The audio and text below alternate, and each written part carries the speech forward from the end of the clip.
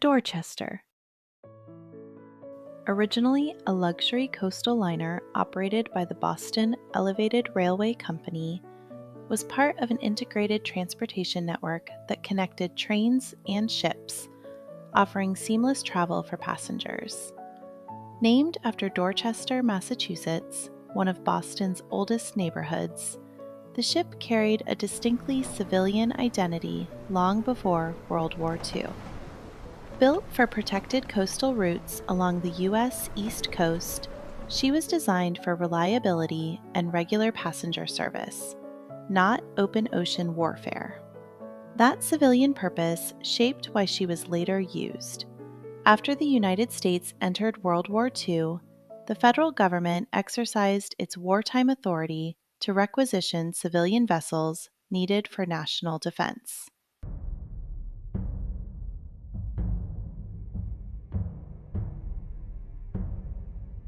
Dorchester was transferred from civilian ownership into Army control, with the company compensated by the government and reclassified as USS Dorchester. Like thousands of other civilian ships during the war, she was converted out of necessity rather than design. Her passenger layout, berthing spaces, galleys, and enclosed compartments made it possible to carry large numbers of troops quickly at a time when purpose-built transports were scarce. Repurposed for military service, Dorchester was sent north into Atlantic waters, far more dangerous than those she had ever been built to sail.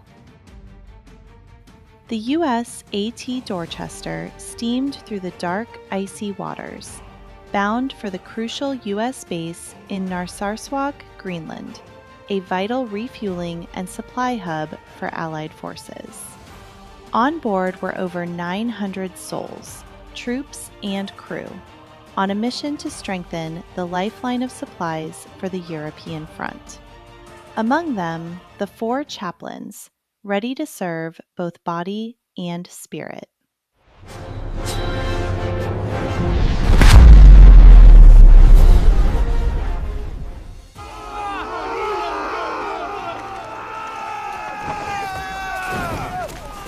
But that calm was shattered at 12:55 a.m. when a German U-boat, U-223, fired a torpedo that struck the Dorchester's starboard side, plunging them into chaos and darkness.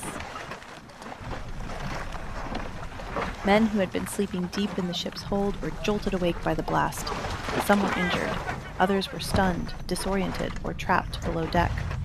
Those who rushed topside were met by Arctic wind and black seas, the realization setting in that the ship was sinking. Panic spread quickly. Lifeboats were launched and overcrowded, some capsizing under the weight. Other rafts drifted away before men could reach them.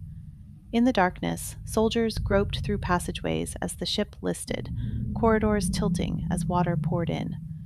The Dorchester would remain afloat less than 20 minutes. As chaos unfolded, witnesses recalled 4 Army chaplains moving calmly through the ship. They spread out among the men, offering direction, tending the wounded, and guiding the disoriented toward safety. Survivors later remembered hearing their voices above the noise, prayers spoken aloud, words of reassurance cutting through fear. One sailor later recalled attempting to return below deck to retrieve his gloves, worried about the freezing Arctic air. A chaplain stopped him, told him not to go back, and handed him a pair of gloves.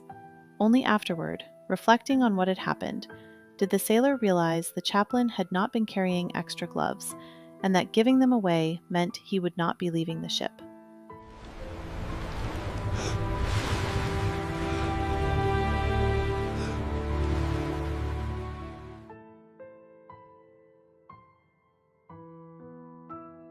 Another survivor later recalled floating in oil-smeared water, surrounded by debris and bodies, hearing men crying, pleading, and praying, and above it all, the chaplains preaching courage.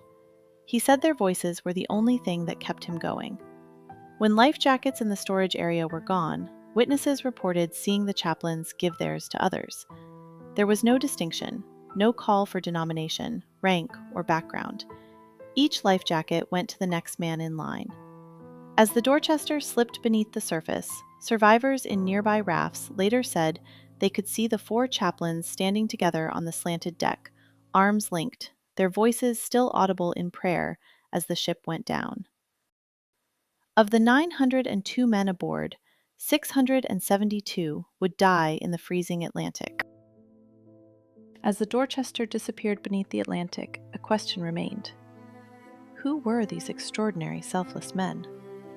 They were not bound together by rank or background. They came from different places, different faiths, and different lives.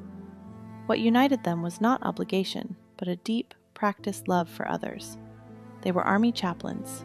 They were ministers, a priest, and a rabbi. They were men who had spent their lives caring for people long before the war. Their names were George L. Fox, a Methodist minister from Vermont; Alexander D. Goode, a rabbi from New York; John P. Washington, a Catholic priest from New Jersey; Clark V. Poling, a Dutch Reformed minister from Ohio.